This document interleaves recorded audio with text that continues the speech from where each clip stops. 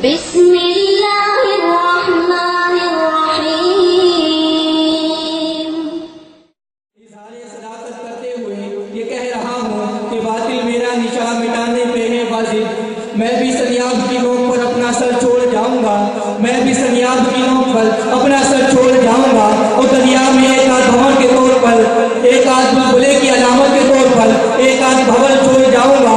لشکر کریں گے میری دلیری پہ تبصرہ، لشکر کریں گے میری دلیری پہ تبصرہ، میں مر کر بھی زندگی کی ایک خبر چھوڑ جاؤں گا۔ اور اس سے بڑھ کر کہنا چاہتا ہوں، جو لطوں میں اچھوتا نرالا ہے تو، جو لطوں میں اچھوتا نرالا ہے تو، حوصلوں بلبلوں کا حوالہ ہے تو، تجھ سے قائم ہوا ہے وقار چمن، تجھ سے قائم ہوا ہے وقار چمن، آج ٹوٹے دلوں کی تمنا ہے تو، کریا کریا تیرے نام کی دھوم ہے، کریا کریا تیرے نام کی دھوم ہے، کچھ بھلے لوگ کہتے ہیں تنہا ہے تو، کارناموں سے واقف ہے دنیا تیرے، کارناموں سے واقف ہے دنیا تیرے، ہر طرف یہ سجا ہے نرالا ہے تو، جس سے تاریکیاں مانگتی ہے پناہ، جس سے تاریکیاں مانگتی ہے پناہ، میرے روشن جبینوں اجالا ہے تو، جن کی عمریں کٹی خدمت دین میں، جن کی عمریں کٹی خدمت دین میں، ان اکابر کی آنکھوں کا تارا ہے تو، نفرتیں تیری خود تیری عادت نہیں، نفرتیں تیری خود تیری عادت نہیں، علم و دانش شرافت کا پتلا ہے تو، نوجوان تجھ پہ جان و دل سے فدا، نوجوان تجھ پہ جان و دل سے فدا، نوجوانوں پہ والا و سیدھا ہے تو، نوجوانوں پہ والا و سیدھا ہے تو، دوستوں کے لیے ریشم سے بھی نرم ہے، دوستوں کے لیے ریشم سے بھی نرم ہے، دشمنوں کے کلیجوں کا کانٹا ہے تو، تیرے کردار کا ہے جہاں معترف، تیرے کردار کا ہے جہاں معترف، اپنے کردار سے بھی اونچا ہے تو، جن کی عظمت کے ڈھنکے بجے 400، جن کی عظمت کے ڈھنکے بجے 400، ان اکابر کے نقشے قدم پر ہے۔ تو دعوت خطاب دیتا ہوں متکلم اسلام، وکیل احناف، وکیل ناموس صحابہ، استاد عزیز وقار حضرت مولانا یاد محمد صاحب حفظہ اللہ۔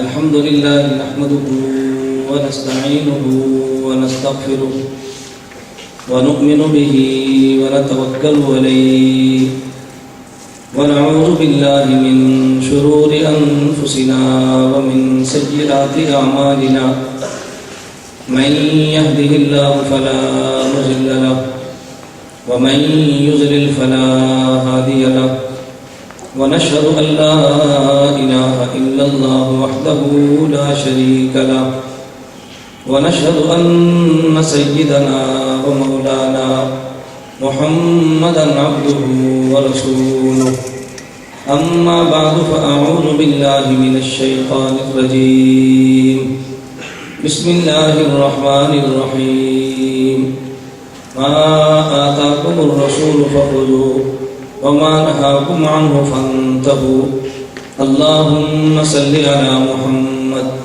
وعلى آل محمد كما صليت على إبراهيم وعلى آل إبراهيم إنك حميد مجيد اللهم بارك على محمد وعلى آل محمد كما باركت على إبراهيم وعلى آل إبراهيم إنك حميد مجيد۔ جا زندگی مدینہ سے جھونکے ہوا کلا، جا زندگی مدینہ سے جھونکے ہوا کلا، شاہد کے حضور خفا ہے منا کلا، جا زندگی مدینہ سے جھونکے ہوا کلا، شاہد کے حضور خفا ہے منا کلا، کچھ ہم بھی اپنا چہرہ باطن سنوار لیں، ابو بکر سے آئین عشق و وفا کلا، دنیا مسلمہ پہ بہت ہی تنگ ہو گئی، فاروق اعظم کے دور کے وہ نقشے اٹھا کے لا، جن سے گناہ نے ہمیں محروم کر دیا، عثمان کے وہ زاویہ شرم و حیا کے لا، مغرب کی گلیوں میں مارا مارا نہ پھر اے گدائے دروازہ علم سے خیرات جا کے لا۔ نام محمد سے دلوں کو سرور ملتا ہے، نام محمد سے دلوں کو سرور ملتا ہے، نگاہ فکر کو تازہ شعور ملتا ہے، نصیب کیسا بھی ہو واسطہ احمد کا دے کے، نصیب کیسا بھی ہو وسیلہ محمد کا دے کے، خدا سے جو بھی مانگیں ضرور ملتا ہے۔ میرے نہایت واجب احترام بزرگوں، مسلک اہل سنت والجماعت سے تعلق رکھنے والے وجود نوجوان دوستوں اور بھائیوں، ہماری آج کی یہ کانفرنس جناب آج ساہیوال میں یہ دوسری سالانہ قرآن و سنت کانفرنس ہے۔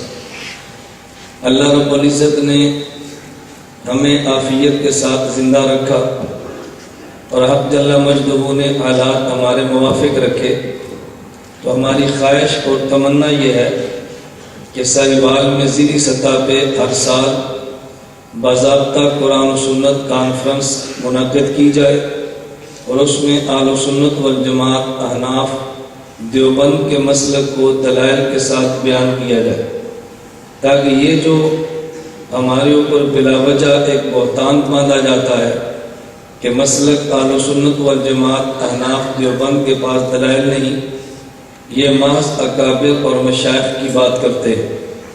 ہم اکابر اور مشائخ کی بات ضرور کرتے ہیں، اس لیے کہ ہمارے اکابر اور مشائخ کے پاس علم بھی تھا، عقل بھی تھی، اور جس علم اور عقل کی دولت سے حق جل مجدہ نے مشائخ علماء دیوبند کو نوازا ہے، اس کی ماضی قریب میں تلاش کرنے سے مثال لانی نہایت مشکل ہے۔ ہمارے اکابر کے مسلک پہ بحمد اللہ تعالی جبل احد سے زیادہ مضبوط دلائل موجود ہیں۔ کمزوری اور کوتاہی ہماری ہے، ہم دلائل بیان کرتے نہیں، یا اگر کوئی اپنے دلائل کو بیان کرے تو توجہ سے سنتے نہیں۔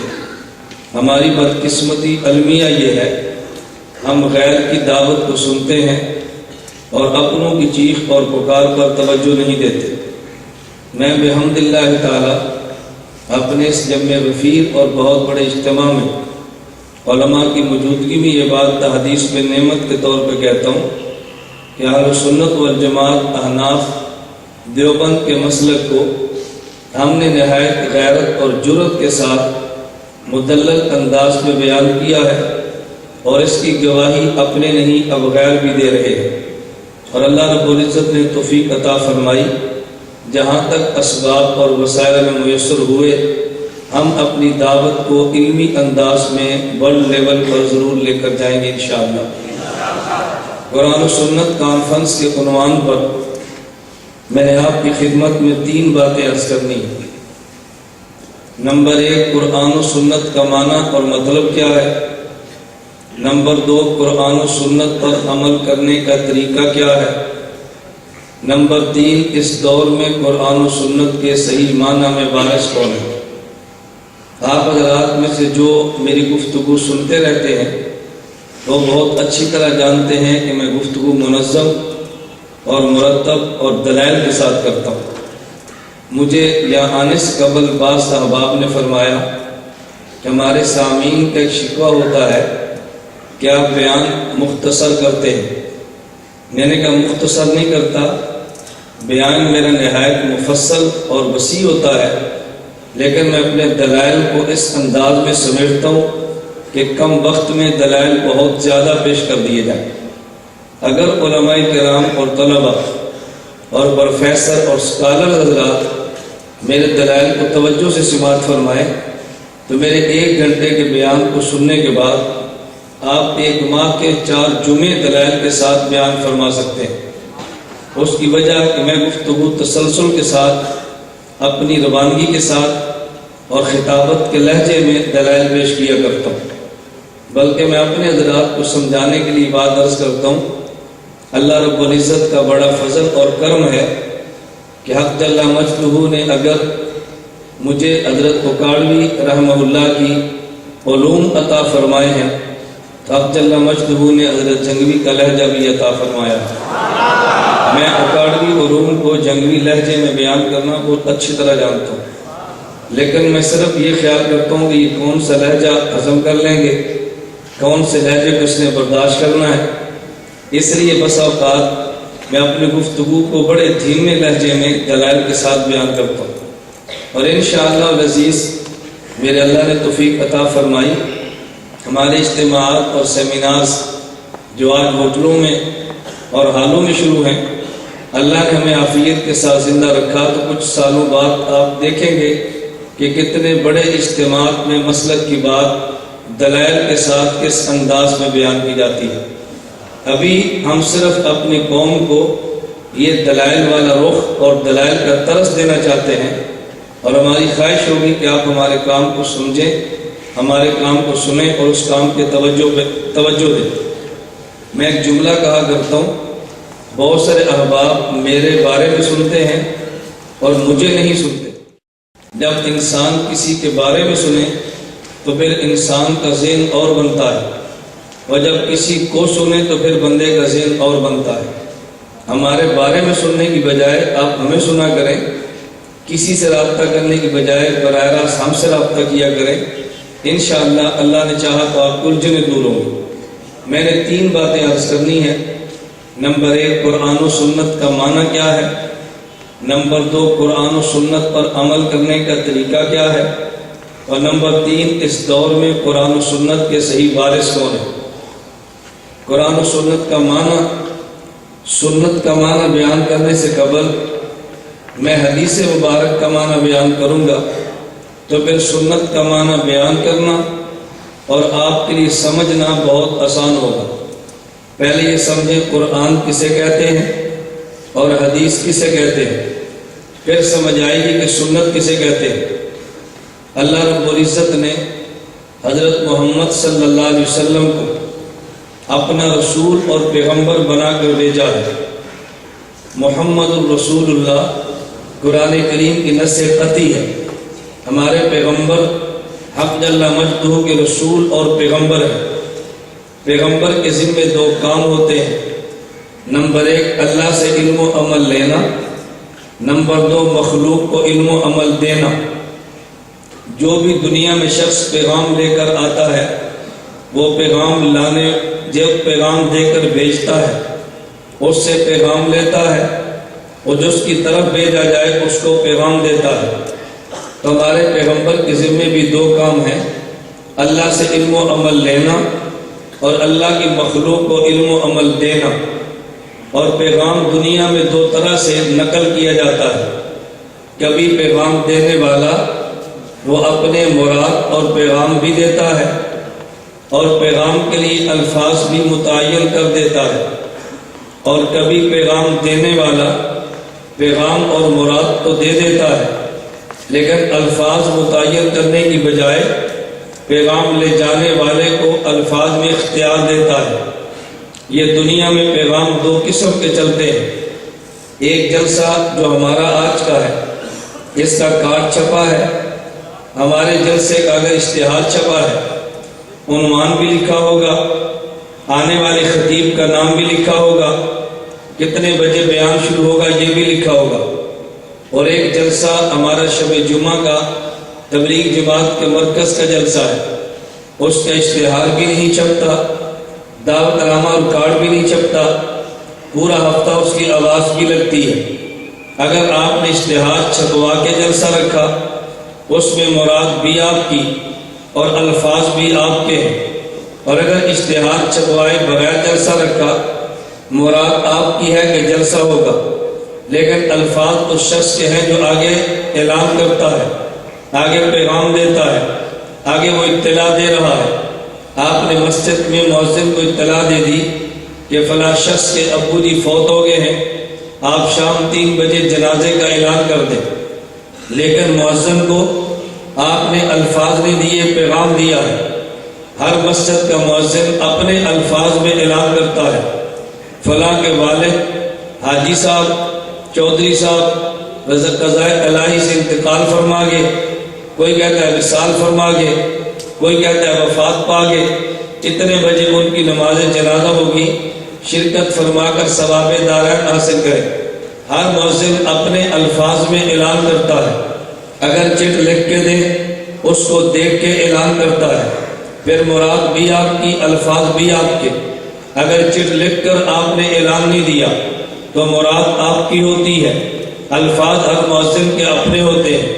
شادی اور خوشی کے موقع پہ آپ حضرات نے جمع کیا اپنے دوست احباب کو، جن دوست احباب کو جمع کیا ان کے جمع کرنے کے 2 طریقے ہیں۔ کبھی شادی کارڈ چھپ جاتا ہے، دعوت نامہ چھپ جاتا ہے، اس میں مراد بھی آپ کی ہے، الفاظ بھی آپ کے ہیں کہ فلاں کا بیٹا فلاں کی بیٹی ان کا نکاح ہوگا، فلاں اس کا داعی ہے، فلاں متمنی یہ شرکت ہے، مزید تاکید فلاں ہے، یہ نام درج ہوگا۔ اور کبھی دعوت نامہ اور شادی کارڈ نہیں چھپتا، آپ کسی بندے کو بھیج کے شادی کی اطلاع کرتے ہیں، الفاظ اس کے اپنے ہوتے ہیں لیکن مراد آپ کی دیتا ہے کہ فلاں دن فلاں شخص کا نکاح ہوگا۔ اس کو میں سمجھانے کے لیے یوں کہتا ہوں، ہمارے سرگودے کی زبان میں دروازے پہ دستک اٹھتی ہے، گھر جا کر بچہ امی جان سے کہتا ہے امی دروازے پہ دستک ہوئی، ماں پوچھتی ہے کہ بیٹا پتہ کرو دروازے پر کون آیا ہے، بیٹا امی جان سے کہتا ہے کہ ہمارے دروازے پہ چاچا اللہ بخش نائی آیا اور گنڈ لے کے آیا کہ چاچے نذیر دے پتر دا فلاں مامے بشیر دی کڑی نال ویاہ ہے۔ اب دیکھو آپ نے پیغام دے کر بھیجا لیکن الفاظ نہیں دیے، نائی الفاظ اپنے پیش کر رہا ہے، جس کو اس نے گنڈ کہا، اسی گنڈ کو عربی زبان میں عقدہ کہتے ہیں، اسی عقدہ کو عقد کہتے ہیں، اسی عقد کو نکاح کہتے ہیں۔ تو آپ نے اس کو مراد دی ہے، الفاظ نہیں دیے۔ اگر شادی کارڈ چھپوا کے دوست احباب کو جمع کیا، اس میں مراد بھی آپ کی ہے، الفاظ بھی آپ کے ہیں۔ اور اگر شادی کارڈ چھپوائے بغیر کسی کے ذریعے پیغام دیا، مراد آپ کی ہے، الفاظ پیغام لے جانے والے کے ہیں۔ پتہ چلا پیغام دو طرح کا ہوتا ہے، کبھی پیغام دینے والا مراد بھی دیتا ہے، الفاظ بھی دیتا ہے، اور کبھی پیغام دینے والا مراد تو دیتا ہے لیکن الفاظ میں پیغام لے جانے والے کو آزاد کرتا ہے۔ اللہ اپنے پیغمبر کے ذریعے امت کو پیغام دیتے ہیں، کبھی پیغام میں مراد خدا ہوتی ہے اور ساتھ اللہ الفاظ بھی دیتے ہیں، مراد خدا الفاظ خدا۔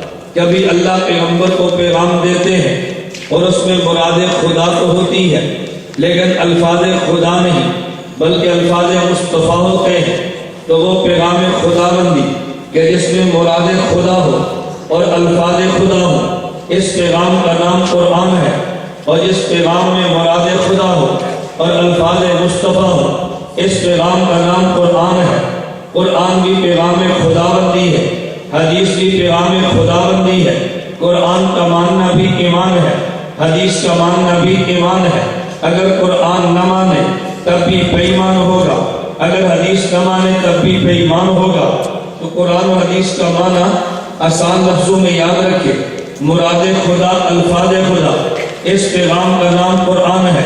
مراد خدا الفاظ مصطفیٰ، اس پیغام کا نام حدیث۔ قرآن حدیث کا معنی سمجھ آ گیا؟ میں طلباء علماء سے عرض کروں گا کہ میں گفتگو وہ کروں گا جو درسی ہوگی لیکن وہ عوامی لہجے کی ہوگی۔ ہم کبھی درسی زبان کو عوامی لہجے میں نہیں لاتے تو عوام ہماری گفتگو سے مستفید نہیں ہوتی۔ قرآن و حدیث کا معنی کیا ہے؟ مراد خدا الفاظ خدا، پیغام کا نام قرآن ہے۔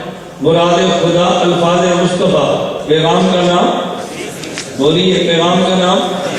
میں گفتگو یوں نہیں کروں گا کہ میں گفتگو کرتا جاؤں آپ سنتے جائیں، میں گفتگو یوں کروں گا کہ آپ سنیں بھی، گفتگو کو سمجھیں بھی اور یاد بھی کریں۔ کبھی آدمی گفتگو سمجھتا تو ہے مگر یاد نہیں کرتا، کبھی یاد کرتا ہے سمجھتا نہیں ہے۔ میں اپنے بیان کے دوران اہتمام کرتا ہوں اپنی گفتگو سمجھا بھی دوں، اپنی گفتگو یاد بھی کرا دوں۔ مراد خدا الفاظ خدا، پیغام کا نام قرآن ہے۔ مراد خدا الفاظ مصطفیٰ، پیغام کا نام حدیث ہے۔ ہم قرآن بھی مانتے ہیں، حدیث بھی مانتے ہیں۔ میں اس کی دو چار مثالیں قرآن اور حدیث سے دوں گا تاکہ یہ مسئلہ کھل جائے۔ ہم قرآن حدیث کو کیسے مانتے ہیں؟ بعض لوگ حدیث کو لیں گے، قرآن کا انکار کر دیں گے، بعض لوگ قرآن کو لیں گے، حدیث کا انکار کر دیں گے۔ دیوبند والے قرآن بھی مانتے ہیں، دیوبند والے حدیث بھی مانتے ہیں، قرآن کی آڑ میں حدیث کا انکار نہیں کرتے اور حدیث کی آڑ میں قرآن کا انکار بھی نہیں کرتے۔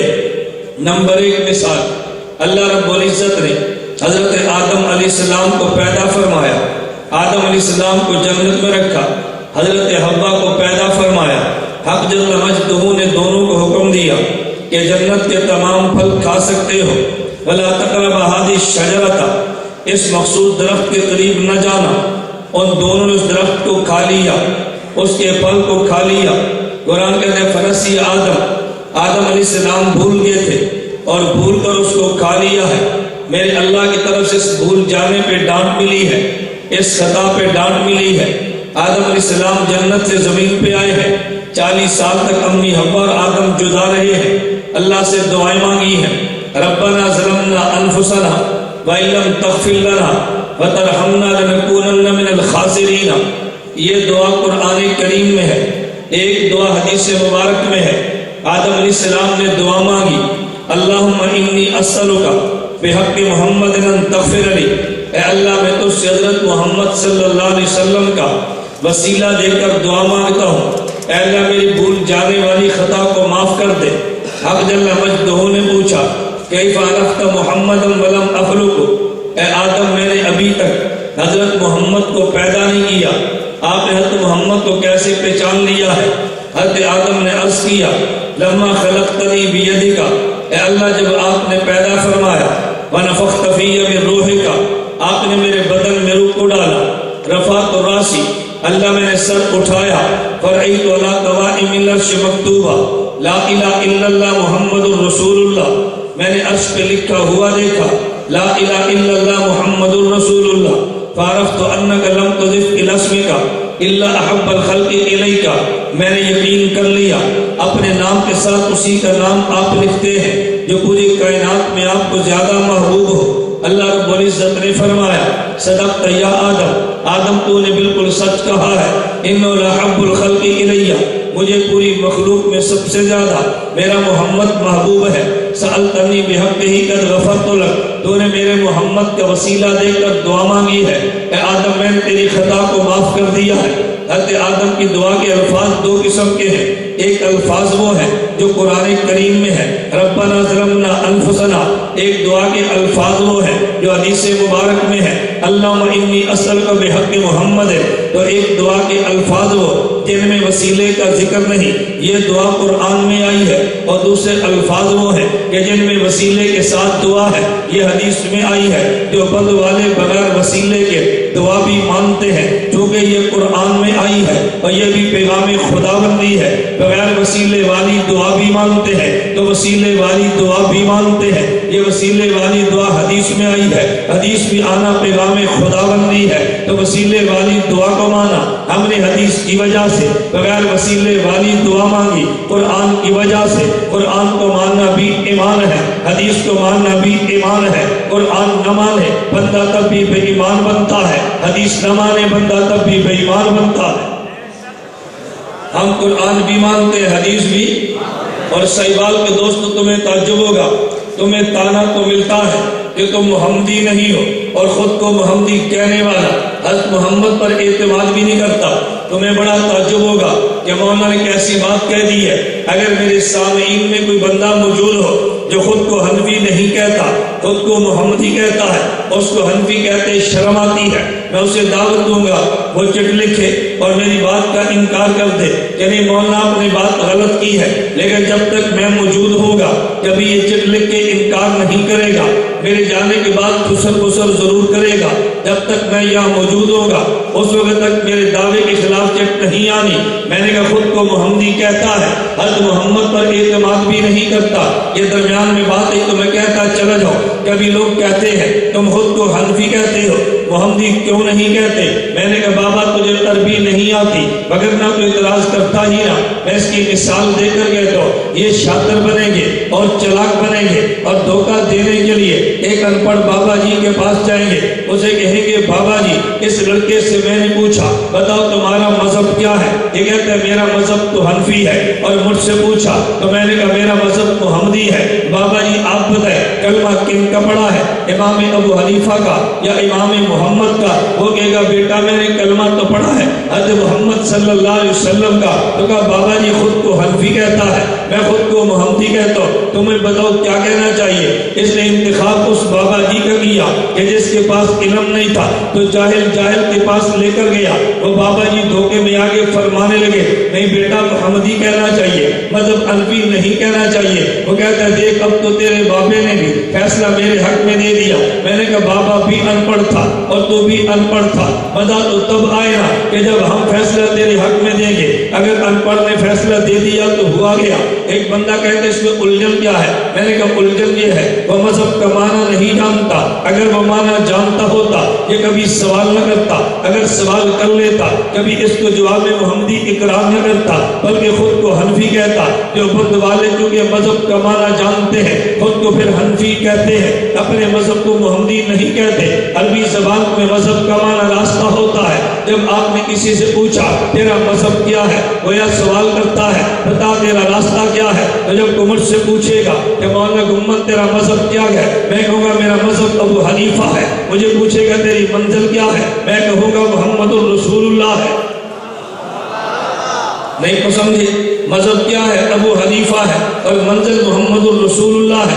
ارے مذہب کا معنی تو راستہ ہے، حضرت امام ابو حنیفہ راستہ ہے، ہمارے نبی منزل ہے، امام مالک راستہ ہے، خدا کے نبی یہ منزل ہے، امام احمد اور شافعی راستہ ہے، اللہ کے نبی کا منزل ہے۔ ایک منزل پہ جانے کے لیے راستے تو چار ہوا کرتے ہیں، لیکن ایسے کبھی نہیں ہوتا کہ کسی بندے کی منزلیں ہی چار ہو۔ تو گویا جب تو کہتا ہے مذہب محمدی ہے، اس کا معنی یہ ہے کہ تو نبی کو راستہ مانا ہے، بتا پھر تیری منزل کیا ہوگی؟ جو بند والوں کا راستہ بھی ہے، جو بند والوں کی منزل بھی ہے۔ ہم نے منزل، ہم نے راستہ امام ابو حنیفہ کو مانا ہے اور ہم نے منزل محمد رسول اللہ کو مانا صلی اللہ علیہ وسلم۔ تو دیکھو اس میں دھوکہ دیا، چونکہ ترجمہ اس کو بھی نہیں آتا تھا اور جس کو ثالث بنایا دھوکہ اسے بھی نہیں آتا تھا، اس نے دھوکہ تو دے دیا۔ میں نے کہا تھا یہ خود کو محمدی تو کہتا ہے لیکن اعتماد حضور پر نہیں کرتا۔ تم کو کہ یہ مولانا کیا مطلب؟ میں نے کہا مطلب یہ ہے ایک بندہ نماز پڑھتا ہے، اس سے پوچھو جی نماز پڑھنے والے کو کیا کہتے ہیں؟ وہ کہے گا جی نمازی کہتے ہیں۔ ایک بندے نے حج کیا، حج کرنے والے کو کیا کہتے ہیں؟ وہ کہتے ہیں جی حاجی کہتے ہیں۔ میں نے کہا اچھا اگر ایک بندہ قرآن پڑھے کیا کہتے ہیں؟ کہتے جی وہ قاری ہے۔ میں نے کہا ان سے پوچھو کہ جو بندہ نماز پڑھتا ہے کیا نماز کا وسیلہ دے کے خدا سے مانگ سکتا ہے؟ کہ جی کیوں نہیں مانگ سکتا، ہم تو مانگتے ہیں۔ جو بندہ خود کو حاجی کہتا ہے وہ حج کا وسیلہ دے کے خدا سے مانگ لیتا ہے۔ میں نے کہا تو خود کو محمدی کہتا ہے، تو نمازی کو نماز پر اعتماد ہے، نماز کے وسیلے سے خدا سے مانگتا ہے۔ حاجی کو حج پر اعتماد ہے، وہ حج کے وسیلہ دے کے خدا سے مانگتا ہے، تو خود کو محمدی بھی کہتا ہے۔ محمد کا وسیلہ دے کے خدا سے مانگتا بھی نہیں ہے۔ اس کا مطلب یہ ہوا نمازی کو نماز پر اعتماد ہے، روزے دار کو روزے پر اعتماد ہے، تجھے پیغمبر کی ذات پہ اعتماد نہیں ہے۔ اگر اعتماد ہے تو پھر پیغمبر کا وسیلہ دے کر مانگ لینا۔ کہتا ہے نانا اگر وسیلہ دو کا شرک ہوگا۔ میں نے کہا حضور سے مانگنے کا نام شرک ہے، لیکن نبی کا وسیلہ دے کے خدا سے مانگ لینا اس کا نام ایمان ہے، اسے شرک نہیں کہتے۔ اللہ میں بات سمجھنے کی توفیق عطا فرمائے۔ میں مدینہ منورہ میں تھا، میرا ایک مریض آیا اور مجھے پوچھنے لگا مولانا کہاں بیٹھے ہیں؟ میں نے بتایا کہ مسجد نبی میں بیٹھو۔ مجھے ملنے کے لیے آ گیا، مجھ سے مسئلہ پوچھنے لگا، کہتے ہیں کہ حضور کا وسیلہ دے کے اللہ سے مانگ سکتے ہیں؟ میں نے کہا تو بتا کیا کوئی وسیلہ دے کر مانگ بھی سکتے ہیں؟ صحیح بات کے دوستو میرا عنوان یہ نہیں ہے، لیکن میں ایک اصول دینے لگا۔ میں ہر جلسے میں اصول دیتا ہوں، کبھی سوال کا جواب، یہ سوال کا جواب ہوتا ہے، کبھی سوال پر سوال، سوال کا جواب ہوتا ہے۔ آپ جلدی سوال دینے میں نہ کیا کرے، کبھی سوال پہ سوال بھی کیا کرے۔ وہ سوال کرتا ہے تم جواب کو تلاش کرتے ہو۔ میں نے کہا ہمیشہ سوال کا جواب نہ دیا کرو، بلکہ کبھی سوال پہ سوال بھی کیا کرو۔ سوال کا جواب بھی ہمیں دینا آتا ہے، تیرے سوال پہ سوال بھی کرنا آتا ہے۔ جب تم سوال پہ سوال کرو گے اس کا دماغ ٹھیک ہو جائے گا۔ ابھی کل کی بات ہے، میں ماننا والا میں تھا، ایک بندے نے چٹ لکھی، میرے علم میں تھا یہ چٹ لکھنے والا اہل حدیث ہے۔ چٹ لکھی، مجھے وہ کہنے لگا کہ مولانا گمن صاحب تم ایک حدیث دکھا سکتے ہو جس میں اللہ کے نبی صلی اللہ علیہ وسلم نے نماز میں رفع الیدین کرنے سے منع کیا ہو؟ یہ تمہیں بھی کہے گا، پھر تم علماء سے پوچھو گے، کبھی عالم کہے گا بھئی حدیث میں منع تو موجود نہیں ہے، وہ کہے گا میں تمہیں کہتا نہیں تھا کہ منع نبی نے نہیں کیا، یہ تو تمہارے مولوی کرتے ہیں۔ اس نے دھوکہ دیا، دلیل نہیں دی۔ مجھے وہ کہ تم حدیث دکھا سکتے ہو اللہ کے نبی نے رفع یدین کرنے سے منع کیا ہو؟ میں نے کہا بیٹا مجھے تو بتا، یہ سوال تو نے مجھ سے کیا ہے، میں تجھ سے پوچھتا ہوں کیا تو حدیث دکھا سکتا ہے اللہ کے نبی صلی اللہ علیہ وسلم نے رفع یدین کرنے کا حکم دیا ہو؟ تو دکھا سکتا ہے اللہ کے نبی نے رفع یدین کرنے کا توجہ حکم دیا؟ توجہ رکھنا، جب غیر مقلد پھنسے گا وہ جواب تو دے نہیں سکے گا، لیکن فوراً پھسل جائے گا، پینترا بدل دے گا فوراً۔ یہ ہماری آزمائی باتیں ہیں، کوئی آج آزمانا چاہے تو آج آزما لے، میں آپ کے سامنے دکھا دوں گا، آپ آنکھوں سے دیکھ لو گے، کانوں سے سنو گے کہ پینترے بدلتا کیسے ہے، مجھے یقین فرمائے۔ میں نے کہا بھی تو ایک حدیث دکھا دے اللہ کے نبی نے حکم دیا ہو، فوراً پینترا بدل کے کہنے لگا اللہ کے نبی نے حکم تے نہیں دیتا، لیکن اللہ کے نبی نے کیتا تے ہے نا، اللہ کے نبی نے حکم نہیں دیتا، رفع یدین کیتا تے ہے نا۔ میں کہا اللہ کے نبی نے منع نہیں کیتا، اللہ کے نبی نے چھڑیا تے ہے نا۔ تو حدیث دکھا دے حکم کی، میں دکھا دوں گا منع کی، تو دکھائے گا کرنے کی، میں دکھاؤں گا چھوڑنے کی۔ بات سمجھیے، دیکھو دھوکہ اور دے گا، تم اس کے دھوکے کو سمجھتے نہیں ہو۔ اس لیے میں کبھی اپنے حضرات سے کہتا ہوں، میں آخر میں انشاءاللہ اپنی ترتیب عرض کروں گا کہ ہم نے اس مسئلہ کو سمجھانے کی جو ترتیب بنائی ہے، آپ اس ترتیب کو سمجھیں اور اس ترتیب میں جڑیں، کبھی تمہیں انشاءاللہ وہ دھوکہ نہیں دے گا، وہ سوال آپ پہ نہیں کرے گا، آپ اس پہ سوال کریں گے تو ہمیشہ سوال کا جواب نہ دیں، کبھی سوال پر سوال بھی کریں۔ فیصل آباد سے نوجوان کا فون آیا، مجھے وہ کہنے لگا کہ مولانا ایک سوال کرنا ہے۔ میں نے کہا بھی تم ہو کون؟ توجہ رکھنا، کہتا ہے میں فیصل آباد کا ہوں، میرا یہ نام ہے۔ میں نے کہا کیا سوال ہے؟ کہتا ہے صحیح بخاری میں آپ حدیث دکھا سکتے ہیں کہ نبی پاک صلی اللہ علیہ وسلم نے رفع یدین چھوڑ دیا تھا، آپ ترک رفع یدین کی حدیث بخاری سے دکھا سکتے ہو؟ جو بندہ فن کا نہیں ہوگا وہ فوراً کہہ دے گا نہیں بخاری میں تو نہیں ہے، اس نے نعرہ مار دینا کہ دیکھو میں کہتا نہیں تھا، تمہارے پاس بخاری اب تو تیرے مولوی نے کہہ دیا۔ لیکن فن کا بندہ سمجھتا ہے یہ دھوکہ کون سا دینے لگا ہے۔ وہ لڑکا کہنے لگا آپ بخاری شریف میں دکھا سکتے ہو ترک رفع الیدین کی حدیث؟ میں نے پوچھا بھی جو تو نے بخاری کا مسئلہ پوچھا تو مسلمان ہے؟ مجھے کہتے جی بالکل مسلمان ہوں۔ میں نے کہا تو ٹیلی فون کر رہا ہے، مجھے کیا پتا تو مسلمان ہے یا نہیں؟ کہتے جی آپ کو کیسے یقین آئے گا؟ میں نے کہا مسلمان ہونے کے لیے جو کلمہ چاہیے تو کلمہ پڑھ دے میں یقین کر لوں گا۔ کہتے لا الہ الا اللہ محمد رسول اللہ۔ میں نے کہا مجھے یقین آ گیا تو مسلمان ہے۔ میں نے کہا جو تو نے کلمہ پڑھا ہے لا الہ الا اللہ محمد رسول اللہ، یہ کلمہ تو بخاری سے دکھا سکتا ہے؟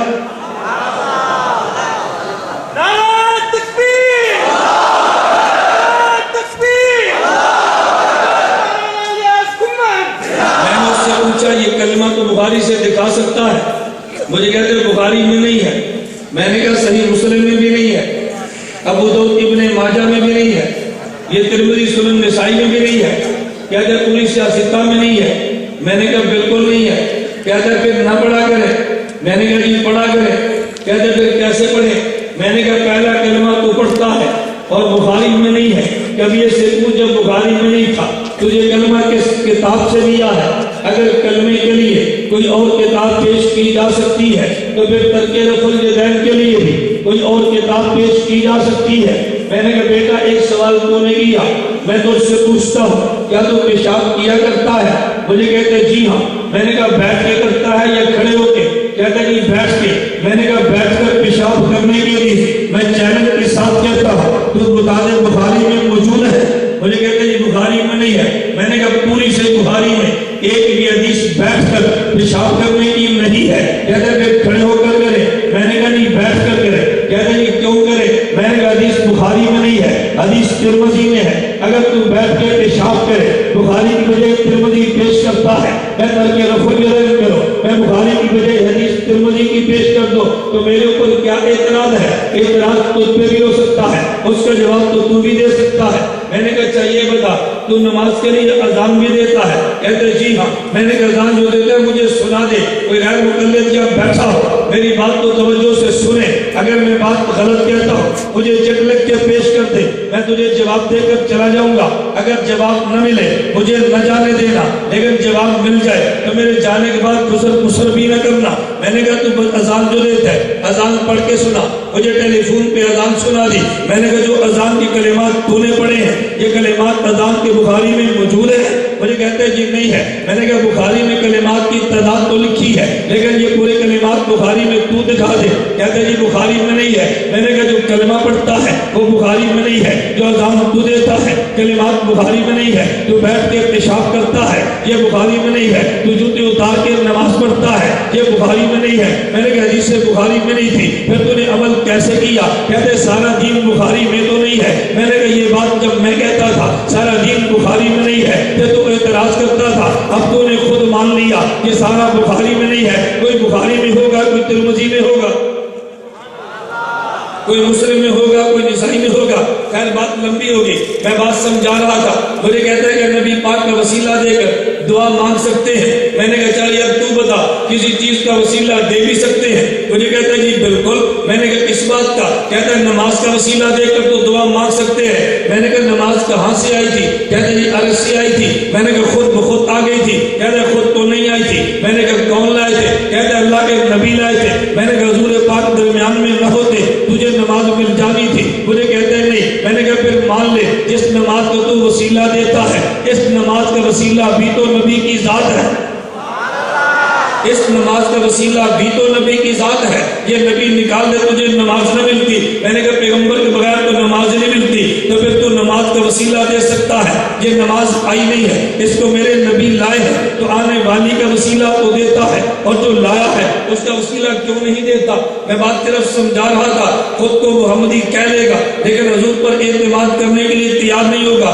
لڑکے یا جماعت الدعوہ کے موجود ہوں گے، اگر موجود نہیں ہے تو جاؤ ان سے جا کر پوچھ لو تاریخ حرمت رسول کے نام پہ قوم کو بیوقوف بنانے کی کوشش کی ہے، بڑے بڑے بینر لگائے ہیں تاریخ حرمت رسول کے نام پہ، اور کہا یہ ناموس رسالت کے تحفظ پہ جان بھی قربان ہے۔ ابھی تک تم نے ناموس رسالت پہ جان دی بھی نہیں ہے اور جان لی بھی نہیں ہے۔ جو بند والوں نے ناموس رسالت پہ کبھی جان دی ہے، کبھی ضرورت پیش پڑی تو جان دی بھی ہے، لیکن توجہ رکھنا جو بڑے بڑے بینر کو دیکھے گا، بڑے بڑے بینر فلش سے بنی ہوگی، اس کے اوپر نبی کے روزے کی تصویر نہیں ہوگی۔ کبھی دیکھ لینا پیغمبر کے مدینے کی کھجور کی فوٹو تو ہوگی، پیغمبر کے روزے کی نہیں ہوگی۔ جو بند والوں کا بینر دیکھے گا پیغمبر کے روزے کی تصویر ہوگی۔ میرے پاس مدینے کا روزہ ہوگا، اس کے پاس مدینے کی کھجور ہوگی۔ تو میں نے کہا پھر مان لے تیرا تعلق مدینے کی کھجور سے ہے، جو بند کا تعلق مدینے والے روزے سے ہے۔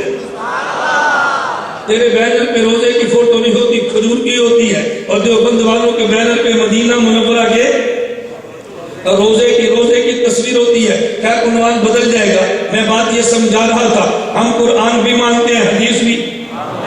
میں نے ایک مثال دی ہے، میں مثال نمبر 2 دیتا ہوں ذرا بات سمجھانے کے لیے۔ حضرت عیسیٰ علیہ السلام آسمان پہ تشریف لے گئے، یہ قرآن کریم میں ہے۔ قیامت سے پہلے آسمان سے آئیں گے، یہ حدیث مبارک میں ہے۔ ہم نے عیسیٰ علیہ السلام کا زندہ آسمان پہ جانا مانا، قرآن کی وجہ سے آسمان سے زندہ آنا مانا، حدیث مبارک کی وجہ سے۔ قرآن بھی ایمان ہے اور حدیث بھی ایمان ہے، زندہ جانا نہ مانے یہ بھی بے ایمان ہے، آسمان سے زندہ آنا نہ مانے جیسے جاوید غامدی نہیں مانتا تو یہ بھی بے ایمان ہے۔ ہم عیسیٰ علیہ السلام کا زندہ جانا بھی مانتے ہیں، آسمان سے زندہ آنا بھی مانتے ہیں۔ میرے نبی دنیا میں عبادت کرتے، قرآن کریم میں موجود ہے، وَاعْبُدْ رَبَّكَ حَتَّىٰ يَأْتِيَكَ الْيَقِينُ۔ میرے پیغمبر قبر میں نماز پڑھتے ہیں، حدیث مبارک میں موجود ہے، الانبیاء احیاء فی قبورہم یصلون۔ نبی کا دنیا میں نماز پڑھنا ہم نے مانا قرآن کی وجہ سے، پیغمبر کا قبر میں نماز پڑھنا ہم نے مانا حدیث مبارک کی وجہ سے۔ جو نبی کا دنیا میں نماز پڑھنا نہ مانے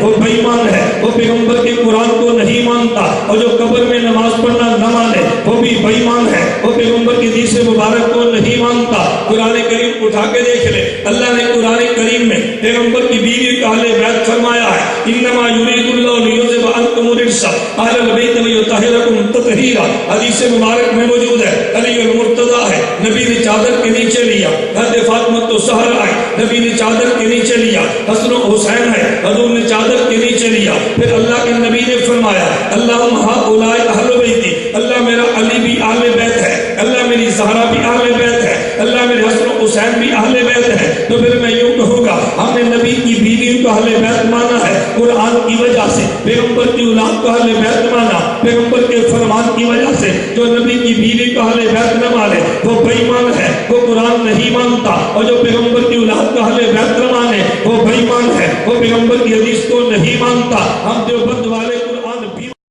دیوبند والے حدیث بھی مانتے. میں نمبر ایک بات سمجھائی، قرآن حدیث کسے کہتے ہیں؟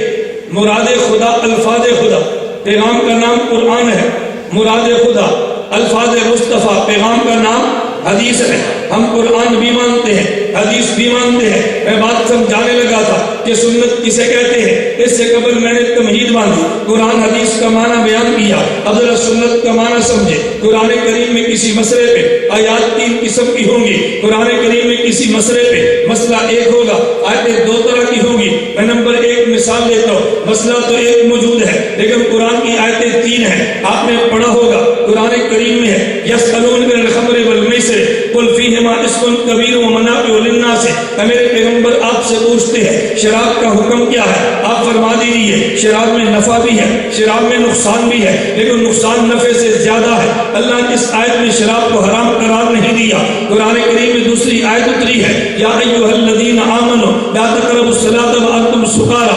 اگر شراب پیا ہو اور نشے کی حالت میں نماز کے قریب نہ جانا، اب بھی شراب کو حرام نہیں کہا. پھر قرآن کی تیسری آیت نازل ہوئی ہے یا ایھا الذین آمنوا انما الخمر والمیسر والانصاب والازلام رجس من عمل الشیطان. ہے کہ یہ جو شراب ناپاک اور نجس ہے، اس شراب سے بچ کے رہنا ہے. تو شراب کے بارے میں آیتیں 3 آ گئی. نمبر 1 نفع اور نقصان بھی ہے. نمبر 2 شراب کے بارے میں کہ جب نشہ اور نماز نہ پڑھنا. نمبر 3 شراب نجس ہے. ہم تینوں آیات کو مانتے ہیں لیکن تینوں آیات کے مطابق فتویٰ تو کوئی نہیں دیتا. اب اگر کوئی بندہ کہے اور یہ شراب کو حرام تو ہم نہیں کہتے، ہاں البتہ شراب میں نفع نقصان بھی ہے چونکہ قرآن میں ہے، ہم اس بندے کو کافر کہہ دیں گے کیونکہ شراب کے حرام ہونے پہ قرآن کی تیسری آیت جو آ چکی ہے. تو مسئلہ تو ایک تھا کہ شراب حلال ہے یا حرام ہے، لیکن آیتیں 3 ہیں. ہم تینوں کو 3 پیغام کہتے ہیں. اللہ نے پیغمبر کے ذریعے امت کو پہلا پیغام یہ دیا ہے کہ دیکھو شراب میں نفع نقصان ہے لیکن نقصان زیادہ ہے. پھر خدا نے دوسرا پیغام یہ دیا ہے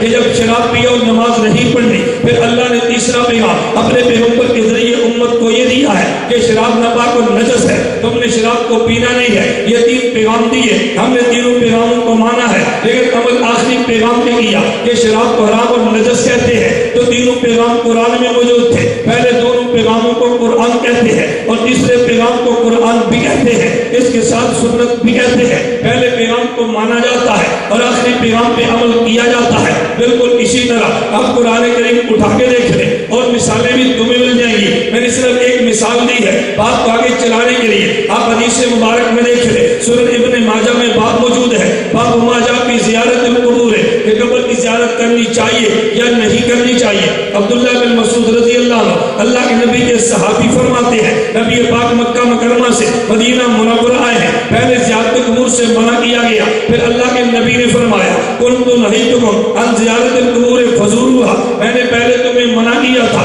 اب میں تمہیں اجازت دیتا ہوں قبرستان میں جانے کے منع کی. یہ حدیث اور پیغام موجود ہے. اللہ نے پہلے پیغام دیا میرے پیغمبر امت کو بتا دے تم نے قبرستان نہیں جانا. پھر دوسرا پیغام دیا میرے نبی امت کو بتا دو کہ تم قبرستان کو جا سکتے ہو. یہ دونوں پیغام آئے ہیں لیکن دونوں پیغاموں کا نام سنت نہیں ہے. جس پیغام میں یہ ہے قبرستان میں نہیں جانا، اس پیغام کو حدیث کہتے ہیں. اور جو بعد میں پیغام آیا کہ قبرستان میں جا سکتے ہو، اس پیغام کا نام سنت ہے. میں نے کہا قرآن سارے کا سارا پیغام خدا بندی ہے، حدیث ساری کی ساری یہ پیغام خدا بندی ہے. لیکن بعد میں آنے والے پیغام کو سنت کہتے ہیں. ہم قرآن بھی مانتے ہیں، حدیث بھی مانتے ہیں، لیکن عمل کا مدار پیغمبر کی سنت پہ ہوتا ہے. یہی وجہ ہے ہم اہل قرآن خود کو نہیں کہتے، اہل حدیث خود کو نہیں کہتے، دیوبند والے خود کو کہتے ہیں تو اہل سنت والجماعت کہتے ہیں. ہم خود کو اہل قرآن نہیں کہتے، ہم خود کو اہل حدیث نہیں کہتے، بلکہ خود کو اہل سنت توجہ رکھنا، اہل سنت والجماعت کہتے ہیں. میں تو معنی سمجھا رہا ہوں قرآن و سنت کا.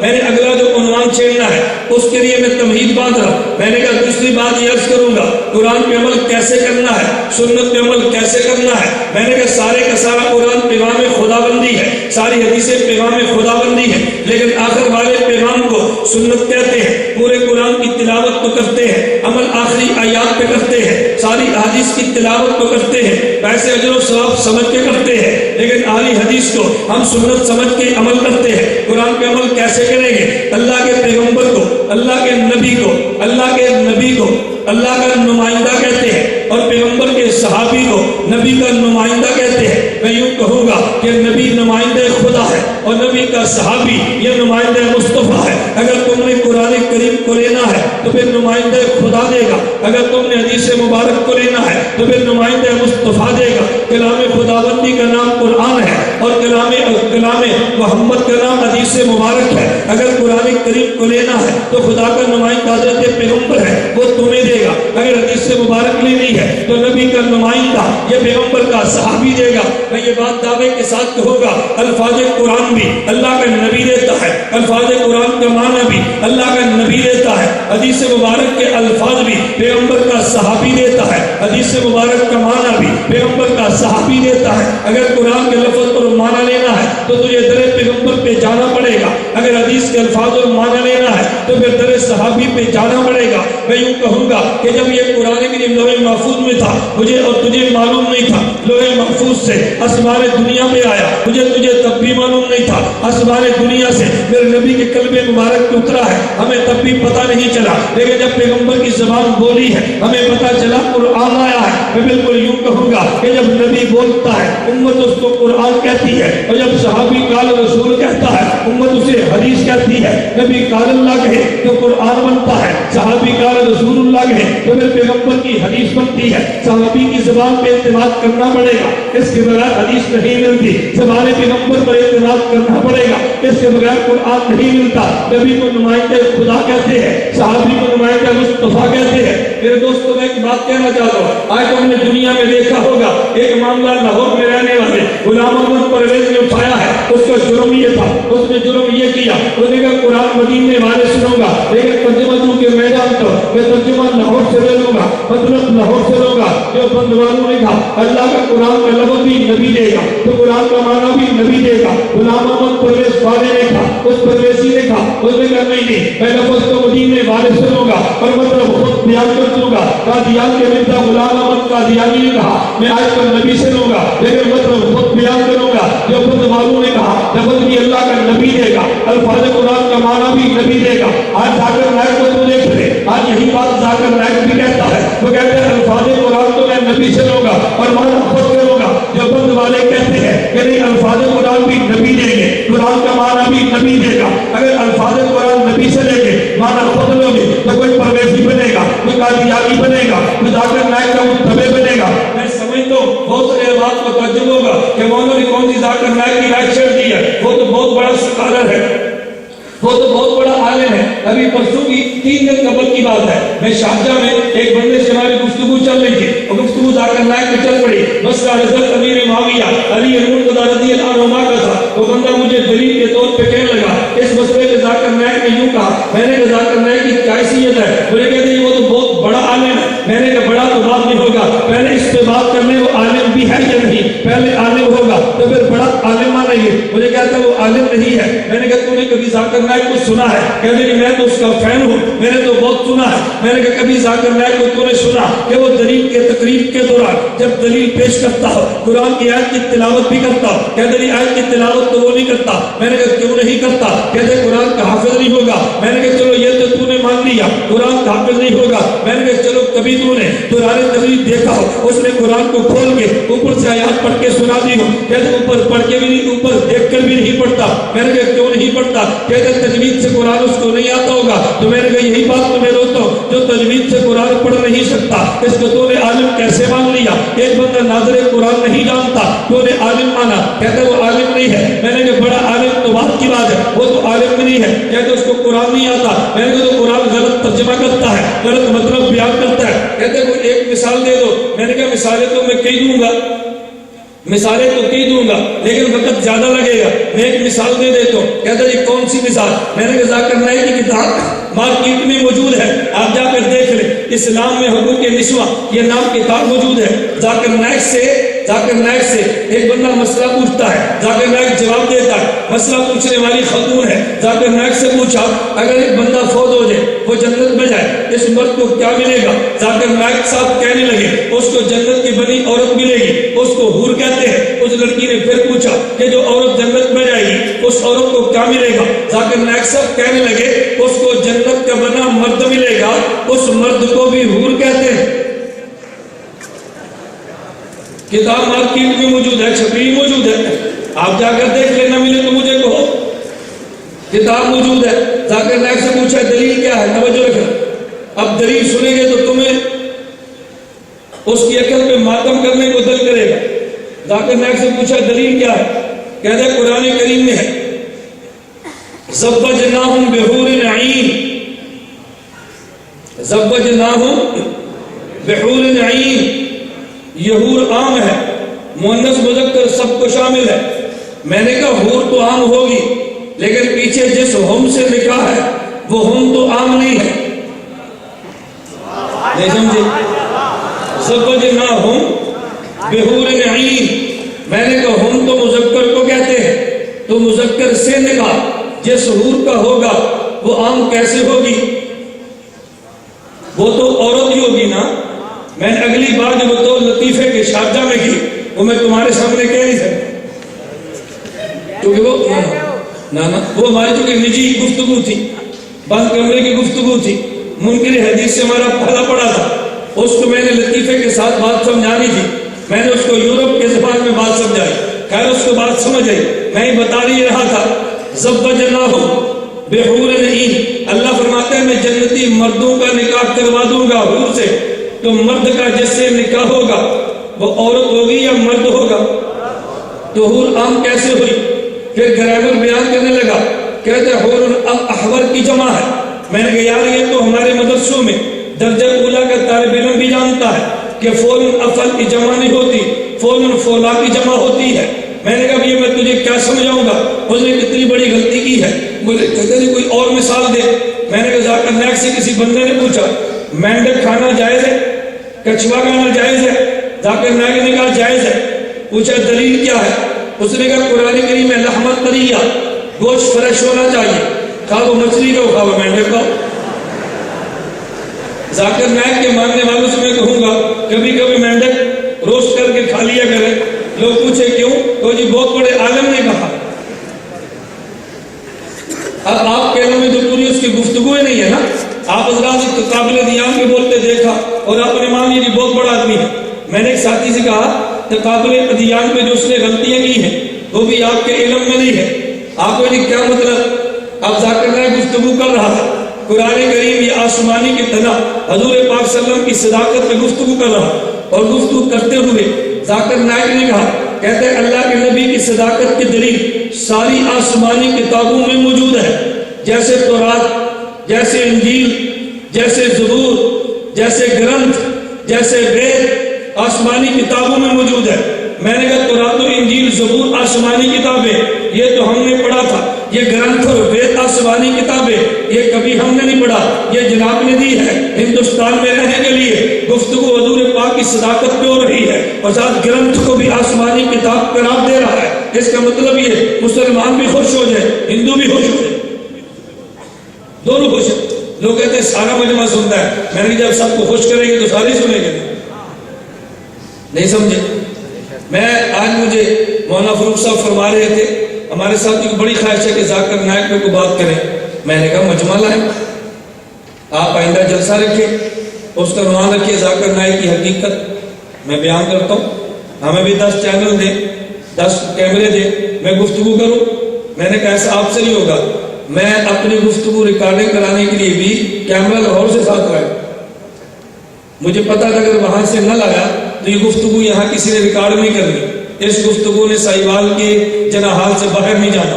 اگر آج ریکارڈ ہوگی, ہفتے بعد انشاءاللہ arnabmedia.com آپ اس پہ دیکھیں, میری ویب سائٹ پہ یا یوٹیوب پہ جا کر دیکھیں تو جو آج کا بیان جنا حال میں ہے، ایک ہفتے بعد انشاءاللہ پوری دنیا میں یہ بیان یوٹیوب اور ہماری ahnafmedia.com پہ نشر ہوگا۔ ہم نے میڈیا کا کام شروع کیا ہے، اللہ نے توفیق عطا فرمائے تو ہم آگے بڑھ رہے ہیں اور مزید بڑھیں گے انشاءاللہ۔ میں نے گزارش کی کہ آپ کھلا کسی اسٹیڈیم میں جلسہ رکھے، عنوان ذاکر نائک رکھے، میں کھل کے 2-3 گھنٹے گفتگو کرتا ہوں، آپ مجھے سننے والا مجمع دے، میری گفتگو چینل پر چڑھا دیں، ہم بھی گفتگو کرنے کے لیے تیار ہیں۔ لیکن لوگ کہتے ہیں نہیں مجمع میں نہیں، یا روٹی کھاتے ہو مسئلہ بتاؤ ذاکر نائک کون تھا، جب سننے کے بتاؤ ذاکر نائک کون تھا۔ میں نے کہا بھی جیسا مجمع اس کی قوم نے دیا، آپ ہمت کرو، ذاکر نائک کا $15 ملین اگر سالانہ بجٹ ہے اس کی قوم دیتی ہے، آپ طے کرو بھائی آپ میڈیا پر کام کرو، ہم آپ کے بجٹ کو پورا کریں گے، ہم بھی میڈیا پر کام شروع کر دیں گے انشاءاللہ۔ آپ بجٹ ہمارا نہ دو، آپ یہ تو بتاؤ ہونا چاہیے کہ نہیں، بس اتنا ہی کافی۔ ہماری دیوبندی قوم کہتے ہیں ٹھیک ہے پر یہی غنیمت۔ اللہ نے بات سمجھنے کی توفیق عطا فرمائے۔ میں عرض ہی کر رہا تھا، میں بات سے بیٹھتا ہوں، پورا قرآن یہ پیغام خداوندی ہے، ان میں آخری آیات کو سنت کہیں گے، تمام احادیث پیغام خداوندی ہے، آخری دور میں آنے والی احادیث کو سنت کہیں گے۔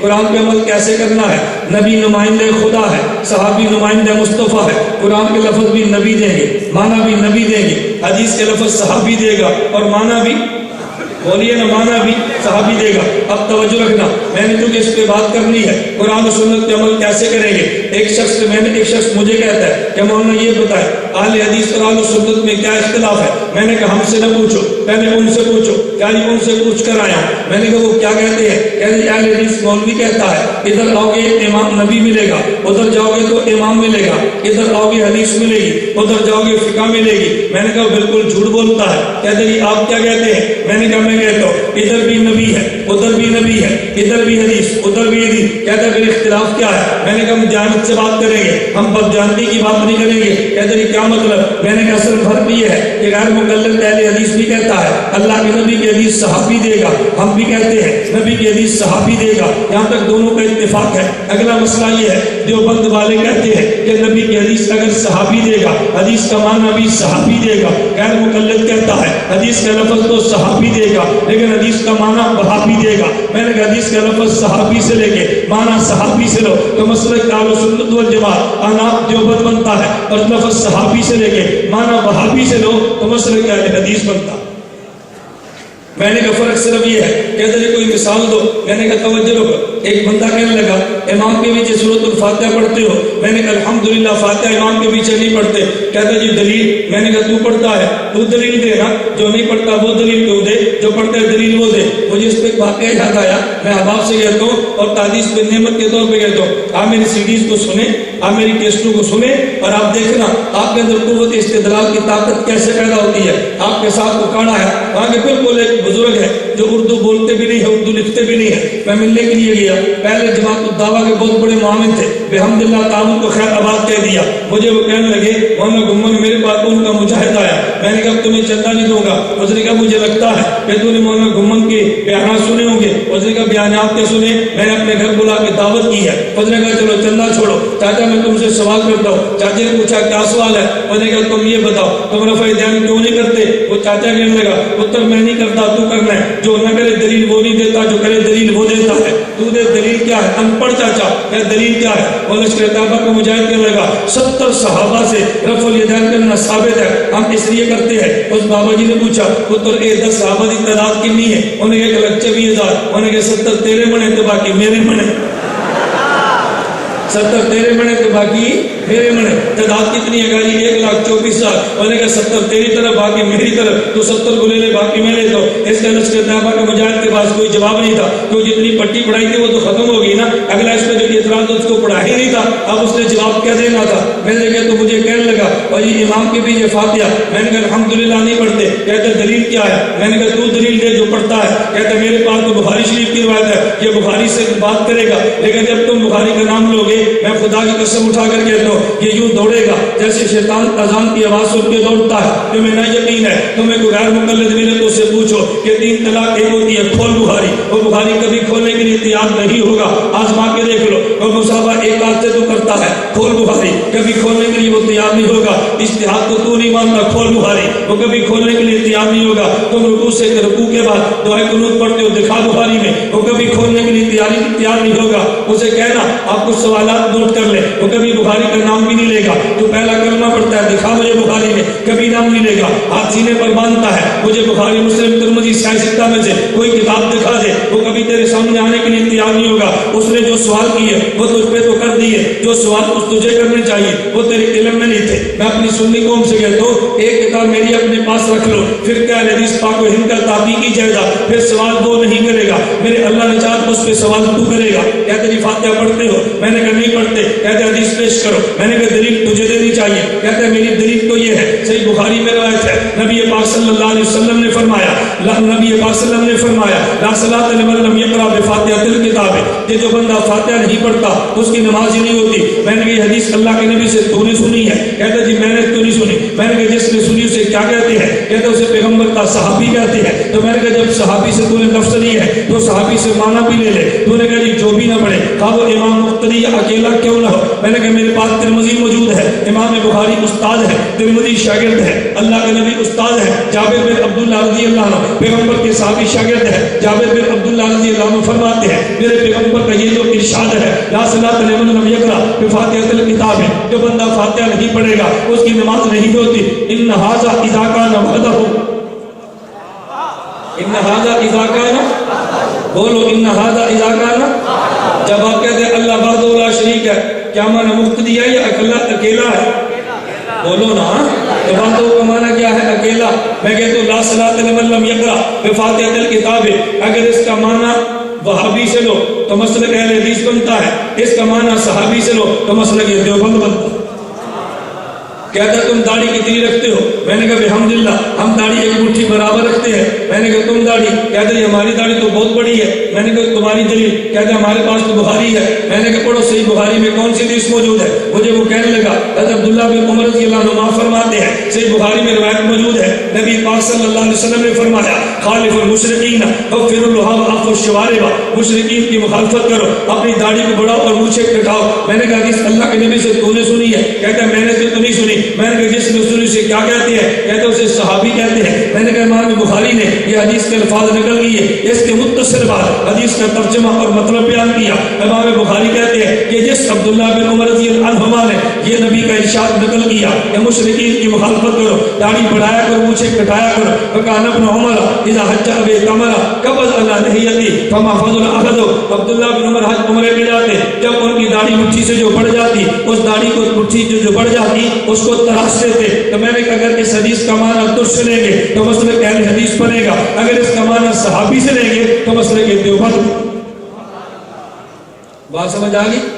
داڑھی کتنی رکھنی چاہیے؟ بولو نا. یہ کہاں لکھا ہے؟ بخاری میں. کہاں لکھا ہے؟ داڑھی بڑھاؤ یہ بخاری میں, مٹھی تک یہ بھی بخاری میں. جو صحابی نبی پاک کا لفظ نقل کرتا ہے وہ نبی کے لفظ کا معنی بھی بتاتا ہے.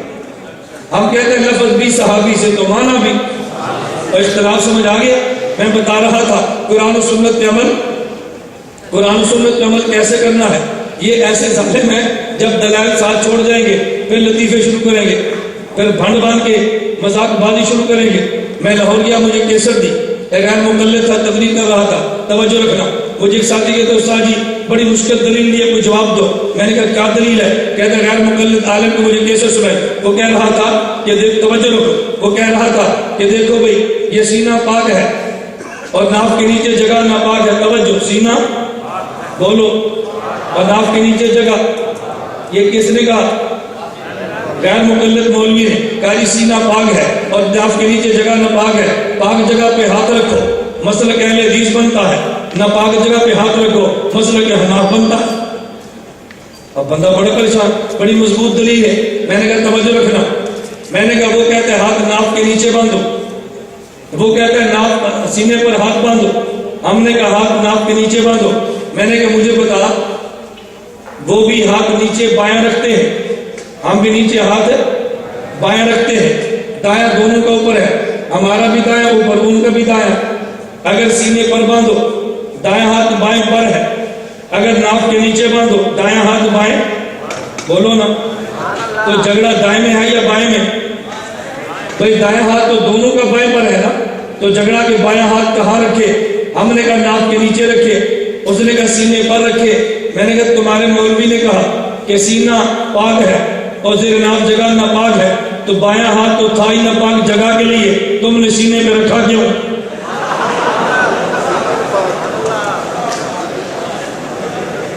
بایاں ہاتھ تو تھا ہی ناپاک جگہ کے لیے، تم نے سینے پہ رکھا کیوں؟ میں نے کہا دو جواب۔ میں نے کہا تیرے مولوی سے جواب نہیں بنے گا، اب پھر ہماری دلیل بھی سن، جیسی دلیل تم نے دی ہے ہماری بھی سن۔ میں نے کہا تم نے کہا کہ ناپ سینہ پاک ہے، ناپ کی جگہ ناپاک ہے، کس نے کہا؟ بولو نا، بھابی حدیث نے کہا نا۔ میں نے کہا اچھا میں بھی کہتا ہوں، تیری بات نقل کرتا ہوں، سینہ پاک ہے، ناپ کے نیچے جگہ ناپاک ہے۔ میں نے کہا پاک جگہ تک داڑھی رکھے تو مسلک احناف بنتا ہے، ناپاک جگہ تک رکھے تو مسلک اہل حدیث بنتا ہے۔ میں نے کہا جا اپنے پیو کو جواب لے آؤ۔ جب ہم دلائل سے بات کرتے ہیں دلائل سے دو، جب تم نے ڈکوسلے بازی شروع کرنی ہے اور پھر ہم نے اس پہ بحث کرنی ہے، پھر کہتے ہیں مولانا الیاس گمن کی زبان بڑی سخت ہے۔ میں نے کہا میری زبان سخت نہیں ہے، میں سخت زبان کا جواب سخت زبان میں دیتا ہوں۔ میں نے تو کبھی سخت زبان استعمال نہیں کی، تمہارے لطیفوں کا زبان تو پھر تمہاری زبان پہ دیں گے، جیسی روح، بولو نا، جیسی روح ویسے، جیسا ہوں۔ اللہ خوش رکھے آپ کو۔ آخری بات، قرآن حدیث کے صحیح معنوں میں وارث کون ہے؟ توجہ، قرآن حدیث کے صحیح معنوں میں وارث کون؟ توجہ رکھنا۔ حضرت امام اعظم ابو حنیفہ رحمۃ اللہ علیہ کو خواب آیا، نبی کریم صلی اللہ علیہ وسلم کی قبر مبارک میں ہڈیاں بکھری پڑی ہیں۔ خواب آیا، کیا آیا؟ خواب۔ انہوں نے ہڈیاں مبارک کو جمع کیا، سینے سے لگا لی۔ امام ابو حنیفہ بڑے پریشان ہوئے۔ ہمارا عقیدہ ہے اللہ کے نبی صلی اللہ علیہ وسلم کا جسم قبر میں محفوظ بھی ہے اور زندہ بھی ہے۔ حضور کا جسم قبر مبارک میں محفوظ بھی ہے اور زندہ۔ جو اللہ کے نبی کے بدن مبارک کو محفوظ نہ مانے یا قبر میں زندہ نہ مانے، اہل سنت والجماعت نہیں ہے، احناف نہیں ہے، دیوبندی نہیں ہے۔ امام ابو حنیفہ نے اپنے شاگرد کو بھیجا کہ جو امام ابن سیرین سے خواب کی تعبیر پوچھو۔ امام ابن سیرین نے پوچھا بتا یہ خواب دیکھنے والا کون ہے؟ اس نے کہا جس نے دیکھا منع کیا کہ یہ نہ بتانا خواب کس نے دیکھی ہے۔ امام ابن سیرین فرمانے لگے یہ خواب ابو حنیفہ کے علاوہ کوئی نہیں دیکھ سکتا، یہ ابو حنیفہ نے دیکھی ہوگی۔ انہوں نے کہا جی بالکل انہوں نے دیکھی ہے۔ فرمایا جاؤ امام حنیفہ کو جا کے بتا دو کہ نبی پاک کا دین جو دنیا میں پھیل گیا ہے، اس دین کو ایک جگہ جمع کرنے کا کام خدا تم سے لے گا۔ صحابہ کرام نبی کے دین کو لے کر دنیا میں پھیلے، کوفہ دارالسلطنت اور دارالخلافہ بنا، حضرت علی المرتضی امیر المومنین وہاں بیٹھے۔ صحابہ کا آنا اور جانا تھا، خدا نے وہی امام ابو حنیفہ کو پیدا فرمایا، وہی امام ابو حنیفہ رہے۔ صحابہ کی ذات کو دیکھا تو نبی کا دین جو دنیا میں پھیلا تھا ان کو ایک جگہ پہ جمع امام ابو حنیفہ نے کیا ہے۔ توجہ رکھنا، میں جملہ کہنے لگا ہوں، یہ میری تقریر کا آخری جملہ، توجہ رکھنا کہ جب دین دنیا میں پھیل گیا، نبی کی سنت دین دنیا میں پھیل گئی، ان کو جمع امام ابو حنیفہ نے کیا، اور جب نبی کی سنت دنیا میں مٹ گئی تو زندہ ہماری تبلیغی جماعت نے کیا۔ جب سنت دنیا میں پھیل گئی تو جمع امام ابو حنیفہ نے کیا، اور جب سنتیں مٹ گئی تو زندہ حضرت مولانا الیاس رحمۃ اللہ علیہ نے کیا۔ میں نے کہا سنت جمع بھی ہم نے کی ہے اور سنت زندہ بھی ہم نے کی۔ تو پھر سنت کے دشمن مخالفت بھی ہماری کرے گا۔ سنت کے دشمن نے مخالفت یا تبلیغ جماعت کی کرنی ہے اور یا احناف کی کرنی ہے۔ اللہ ہم سب کو بات سمجھنے کی توفیق عطا فرمائے۔ میں نے آج کی مجلس میں آپ کو 3 باتیں سمجھائی ہیں۔ نمبر 1 قرآن و سنت کا معنی، نمبر 2 قرآن و سنت کا معنی، نمبر 2 قرآن و سنت پر عمل کرنے کا طریقہ، اور نمبر 3 اس دور میں قرآن و سنت کے صحیح معنوں میں وارث کون ہے۔ اللہ ہم سب کو قرآن و سنت سمجھنے کی، اس پر عمل کرنے کی اور اکابر علماء دیوبند کے ساتھ وابستہ رہنے کی توفیق عطا فرمائے۔ وآخر دعوانا الحمدللہ رب العالمین۔ یہ کچھ ایسی چٹ نہیں ہے کہ آپ پریشان ہو، پتہ نہیں بڑی اہم چٹ ہوگی جس کا جواب میں دیا۔ ایکسپریس اخبار کے حوالے سے بشیر بلور کا بیان ہے جو اس نے بیان پکا تھا۔ تو کیا اس کے خلاف احتجاج ہونا چاہیے کہ نہیں؟ ہم کہتے ہیں اس کے خلاف ضرور احتجاج ہونا چاہیے، ہم احتجاج کرنے سے کام منع کرتے ہیں۔ 1 منٹ تشریف رکھو بھائی، بیٹھ جاؤ۔ 4 گھنٹے سفر کر کے میں آیا ہوں اور 4 گھنٹے سفر کر کے میں نے جانا ہے، کوئی جلدی بھی آپ کو ہے؟ ہم تو آپ کی رعایت کرتے، بیان وقت پہ شروع کرتے ہیں، وقت پہ ختم کرتے ہیں۔ میں آخری گزارش کرنے لگا ہوں، اتحاد اہل سنت والجماعت کی طرف سے توجہ فرمائیں گے۔ ہم نے 2-3 چیزوں کا اہتمام کیا۔ نمبر 1، جو دینی مدارس میں دورہ حدیث سے فارغ علماء ہوں، ہم ان کو شوال سے لے کر شعبان تک 1 سال کا تخصص کی تحقیقی و دعویٰ کراتے ہیں، جس میں مناظرہ، خطابت، تحریر، تقریر، گفتگو کا سلیقہ، یہ سب باتیں ان کو سمجھانے اور سکھانے کی کوشش کرتے ہیں۔ جو علماء نہیں ہیں، غیر علماء کے حد انگریزی ماہ کی پہلی جمعرات مغرب سے لے کر جمعہ ہفتہ تک ہم 3 دن کا ماہانہ تحقیق المسائل کورس کرواتے ہیں۔ جو حضرات اس میں شرکت فرمانا چاہیں، مولانا عبید الرحمان ہمارے یہاں نمائندے ہیں، ان سے رابطہ فرمائیں اور 3 دن کورس کے لیے تشریف لائیں۔ جو حضرات اس میں شرکت نہ فرما سکیں، ہم نے خواتین کے لیے بنات اہل سنت ماہانہ رسالہ نکالا ہے، اور عام احباب کے لیے قافلہ حق سماعی رسالہ، اور جنوری سے انشاءاللہ ماہنامہ الفقی رسالہ آئے گا۔ آپ حضرات رسالے لگوا لیں، بذریعہ ڈاک آپ تک پہنچیں گے، اس کا مطالعہ فرمائیں۔ ہر موضوع پہ لٹریچر، CDs اور کیسٹیں یہ وافر مقدار میں ہماری مارکیٹ میں آ رہی ہیں۔ ہم آپ سے گزارش کریں گے کہ آپ اس کو دیکھیں، سنیں اور اس کا مطالعہ فرمائیں۔ ایک مسئلے پر پوسٹر، نماز میں رفع دین نہ کرنے کے دلائل، نماز میں آمین آہستہ کہنے کے دلائل، اور 3 طلاق کے 3 ہونے کے دلائل، تقلید کے دلائل، 20 رکعت تراویح کے دلائل، ایک مسئلے پر پوسٹر آ رہے ہیں۔ ابھی انشاءاللہ آپ یہاں سے دعا سے فارغ ہوں گے تو باہر پوسٹر بھی موجود ہیں، CDیاں موجود ہیں، کتابیں موجود ہیں، آپ اس کو خریدیں اور مطالعہ فرمائیں۔ اور میں گزارش کروں گا، ہمارے بہت سارے احباب کا ایک خواہش تھی، خصوصاً میں مکہ مکرمہ گیا تو حضرت مولانا مکی حجاج صاحب دامت برکاتہم نے مجھے فرمایا کہ نماز کے عنوان پر ایک ایسی کتاب تیار کرو کہ جس میں تکبیر تحریمہ سے لے کر سلام تک ہر مسئلے پر حدیث ساتھ چلے۔ یہ جو پروپیگنڈا ہے کہ ان کے پاس احادیث نہیں، اس کا توڑ دو۔ بحمداللہ تعالی نماز اہل سنت والجماعت کے عنوان پہ یہ کتاب تیار ہو کر آ چکی ہے، اور اب بھی کتاب باہر موجود ہوگی۔ میں تمام احباب سے گزارش کروں گا، اس کتاب کو آپ تمام احباب، لٹریچر یہاں موجود ہے، آپ حضرات سے گزارش کروں گا اس ایک کتاب کو تمام احباب نے نماز اہل سنت والجماعت اور پورا غیر مقلدیت کو پڑھنا چاہیں۔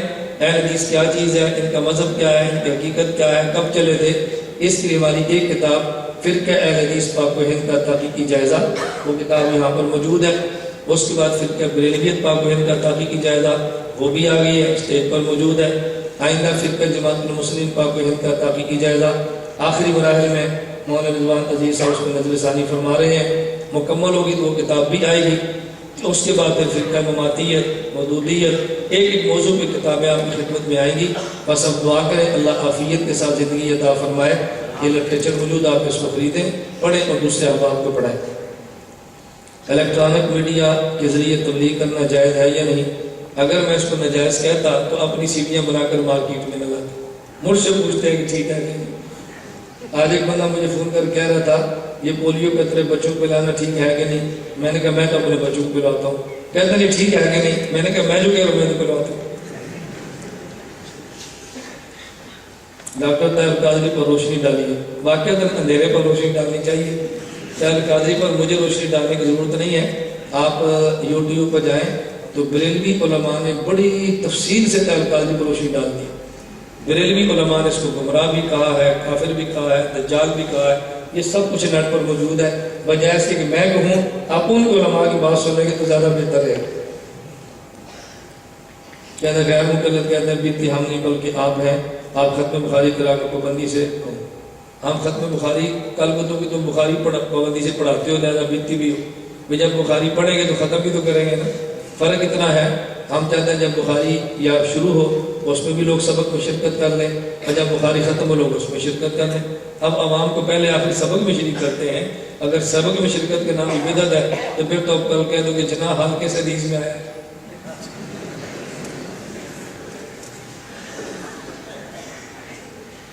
آپ نے اصول بیان فرمایا انکار حکم کا انکار، مگر شراب کا حکم نہیں ہے بلکہ انکار ہے۔ آپ کا سوال تو ٹوٹ گیا، سبحان اللہ۔ دلیل لکھتے ہوئے بندے کو سن کر بھی تعجب ہوتا ہے۔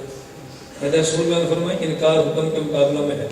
میں نے یہ کہا تھا کہ تم منع دکھاؤ ہم حکم دکھاؤ ہم منع دکھاتے ہیں، اتنی سی بات تھی، اور تم کرنا دکھاؤ ہم چھوڑنا دکھاتے ہیں۔ تو شراب میں تو منع حکم کی بات ہی نہیں ہے، تدریجاً شراب حرام ہوئی، پہلے ایک حکم پھر دوسرا پھر تیسرا۔ اللہ سمجھ عطا فرمائے تو بڑی بات ہے۔ غیر مقلد علماء کے جو شخص غیر مقلد اس کی نماز نہیں ہوتی۔ اب اس کا تو جھوٹ کا جواب ہم کچھ نہیں دے سکتے نا کہ بدعتی آدمی یا سنی کی نماز نہیں ہوتی۔ اللہ ہم سب کو مسلک کا عمل کی توفیق عطا فرمائے۔ کوئی ایسی بات ہو نا کہ جو بات بندے کو علمی بات ہو، اس کا جواب دینے میں بھی لطف آئے۔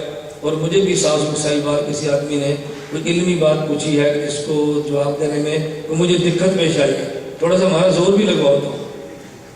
امام غزالی دوسرے میں کرام یزید پر لعنت سے منع کرتے ہیں، مال قرآن میں بحث کی جائز لکھا ہے۔ آپ مال قرآن کی بات کو چٹ لکھو، بیٹھ جاؤ چٹ لکھو۔ یزید پر لعنت ہمارا موقف نہیں ہے، یزید کو فاسق اور فاجر کہنا اہل دیوبند کا موقف ہے۔ لعنت اس بندے پر کرنا جائز ہوتی ہے جس کا کفر پہ مرنا یقینی ہو، جس کی کفر پہ موت یقینی نہ ہو اس پر لعنت کہنی ٹھیک نہیں ہوتی۔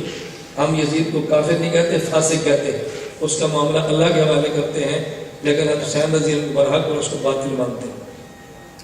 الحمدللہ رب العالمین والصلاۃ والسلام علی رسولی وعلی آلہ وصحبہ اجمعین۔ اے مولا کریم ہم سب کے گناہوں کو معاف فرما، خطاؤں سے درگزر فرما، جائز حاجات کو پورا فرما، مشکلات کو دور فرما، عافیت کے ساتھ دین کی خدمت کے لیے قبول فرما۔ اے مولا کریم جو حضرات تشریف لائے ہیں ان تمام کا قبول فرما، ہم سب کو مسلک کا پاسبان بنا۔ اے مولا کریم جو مقروض ہیں ان کے قرضے ادا کرنے کے اسباب پیدا فرما، بے روزگار ان کو روزگار عطا فرما، جن کے کاروباروں میں برکتیں عطا فرما۔ مولا کریم صالح حکمران عطا فرما، ہمارے ملک امن اور سلامتی کا گواہ بنا دے۔ میرے مولا کریم اس ملک کی اے اللہ جو شر انگیزی چاہتے ہیں، اس ملک کو توڑنے کی باتیں کرتے ہیں، مولا کریم تو ان کی گردنوں کو توڑ دے اللہ، تو ان سے اس ملک کو صاف فرما دے۔ اے مولا کریم ہم سب کو دین کی خدمت کے لیے قبول فرما، ہم سب کا خاتمہ بالایمان فرما، خاتمہ بالخیر فرما۔ قیامت کے دن حضور اکرم صلی اللہ علیہ وسلم کی ہم سب کو شفاعت نصیب فرما۔ وصلی اللہ تعالی علی رسولہ خیر خلقہ محمد صلی اللہ علیہ وسلم۔